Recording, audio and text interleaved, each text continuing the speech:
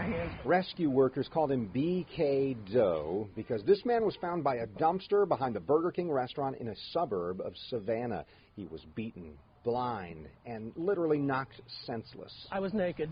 I was covered with fire ant bites. There was talk about 3 depressions in the skull. It was August 2004. No one knew who had mugged him. Worse, he didn't know who he was, and neither did anyone else. He's gone the past 6 years trying anything and everything to recover what's been taken, even appearing on the Dr. Phil show.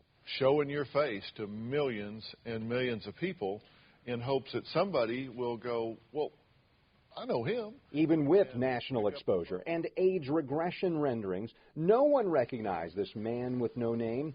He decided to use the BK initials given to him by rescuers and go by Benjaman Kyle. The biggest frustration is, you know, I don't exist. I'm practically an invisible man because I don't have the Social Security number. You need a Social Security number for everything. So many things you and I take for granted, this man cannot. Homeless shelters won't even allow him to stay there without the social. The people I talk to at the shelters, they just look like they're, you know, you can see it in their eyes. You're lying. This is a bunch of BS. The worst part is the fact that I can't do anything.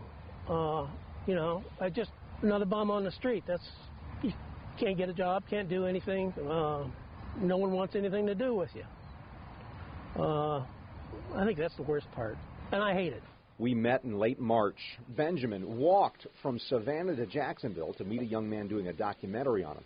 Well, I verified Benjaman's story through the FBI, through Dr. Phil's show, through government agencies, and we decided to get more lawmakers involved, including State Representative Mike Weinstein.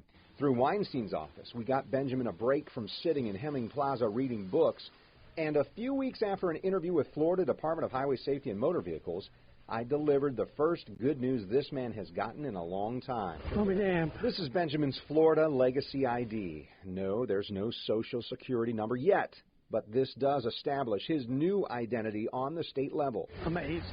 Absolutely floored. Just about ready to cry, actually. And my goal isn't to leave it at that now that Benjaman has an ID. He needs that Social Security number, and now U.S. Senator Bill Nelson's office is helping us take the next steps. The man you met tonight doesn't seem to deserve this, nightmare that he's lived the past half dozen years. And so we're trying everything we can to try and help him establish this new identity and find out who he really is. It's incredible. Why can't the FBI identify him? And like dental records? Sure. I mean, wouldn't something like that work? All these different things. I talked to an FBI agent in Savannah area. He said, we've done all of that. Fingerprinting, dental records, DNA, whatever. He said, we did everything. We came up empty. He's not on any records that he's been in trouble with the law or anything like that, ever. He must have some sort of family somewhere who you would have thought, seen his picture or somebody's missing him, right? That's part of the effort here. I hope that somebody watching tonight would recognize him. He believes, he said, I really feel like I've got 3 brothers out there, but doesn't know their names, hopes that somehow somebody will recognize him, come forward and say, we know who this is. So if that's you, contact me. You can do that through our station website. You can go to our conversation room. You can call the station. However, we want to try and help. And as a matter of fact, we're going to have even more on Benjaman Kyle and his incredible story tomorrow on the morning show. You'll hear how we wouldn't have even known who to help or how to help if it weren't for a local student filmmaker who's now championing this cause for this man with no name. That's tomorrow. We're going to show that to you in the 6 a.m. hour of the morning show. But what a story, and I'm glad we're helping a little bit even. Oh, it's huge. And again, he was found in Savannah, so we know, at least he had some sort of connection to this region, this part of the country. Yeah, so help if you can, please.